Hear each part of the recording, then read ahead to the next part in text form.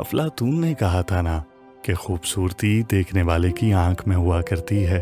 तो ये भी मान लो कि इन आंखों से तुम मुझे इंतहाई खूबसूरत दिखाई देती हो। तुम नहीं सुधरोगे।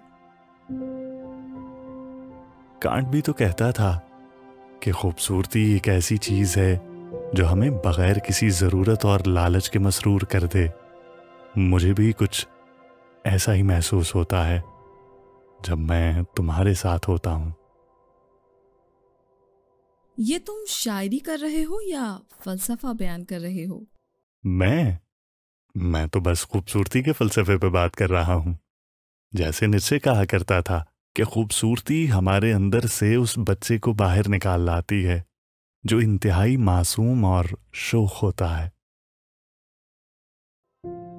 ये कितनी खूबसूरत बात है ना। बच्चों में लालच नहीं होता।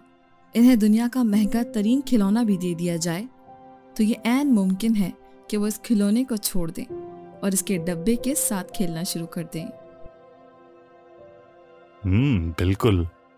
खूबसूरती का मयार तो हमारा माशरा उस बच्चे के दिमाग में डालता है। सार्थर भी यही कहा करता था ना कि हम खूबसूरती का मयार अपने तजर्बात और कल्चर से अखज़ करते हैं।